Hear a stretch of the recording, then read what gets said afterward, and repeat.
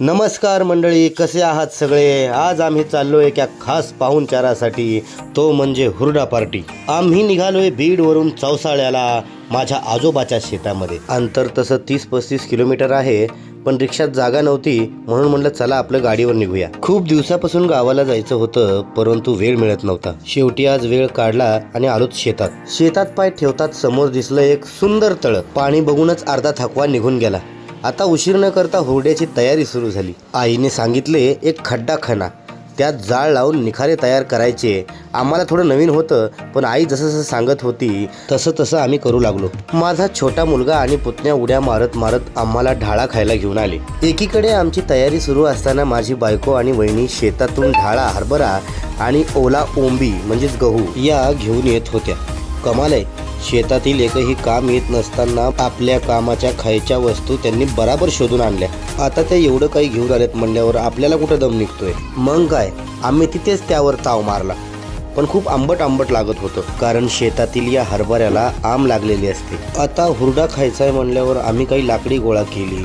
हुरडा खाण्यासाठी खूपच मेहनत करावी लागली। मग आंबट लागणारा तो ढाळा आम्ही धुण्यासाठी तळ्यावर घेऊन गेलो। या तळ्यातील स्वच्छ वाहणाऱ्या पाण्यामध्ये आम्ही हा ढाळा खूप छान पद्धतीने धुवून घेतला। मग या खळखळ निखळणाऱ्या पाण्यामध्ये पोहण्याचा आनंद घेण्यासाठी आम्ही या पाण्यामध्ये उतरलो आणि खूप मस्ती केली। पोहल्यामुळे आम्हाला खूप भूक लागली होती। इतकंच नाही तर आम्ही तळ्याच्या काठी खेकडे शोधायला सुरुवात केली। खूप शोधलं, पण एक छोटासा खेकडा आमच्या हाती लागला। यालाच तर म्हणतात खोदा पहाड और निकला चिव्हा। आता वेळ होती हुरड्याची। झाडाखाली बसून गरम गरम हुरडा, सोबतीला जवसाची चटणी आणि शेंगदाणा चटणी आणि हॉटेलची थंडगार लस्सी। इकडे बंधूचा आराम सुरू होता आणि इकडे आम्ही हुरड्यावर ताव मारायला सुरुवात केली होती। खरंच काय बेत आहे, इतका छान भाजलेला हुरडा खाऊन मन खरंच तृप्त झाले। काही हुरड्याचे दाणे कणसातून निघत नव्हते, तेव्हा आम्ही एक युक्ती केली। ओढणीमध्ये कणस टाकून त्याला धपाटे दिले आणि दाणे पटापट मग बाहेर आले। खरंच आज खूप पोट भरून हुरडा खाल्ला, खूपच मजा आली। पोट पूजा झाल्यावर आमच्या मॅडम म्हणाल्या, आता थोडे फोटो आणि व्हिडिओ तयार झालेच पाहिजे। मग काय, ज्वारीच्या शेतात आमचे फोटोशूट झाले सुरू।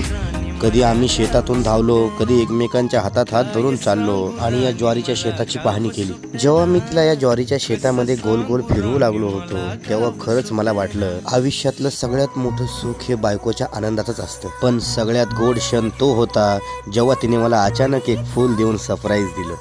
मला खूप आनंद झाला।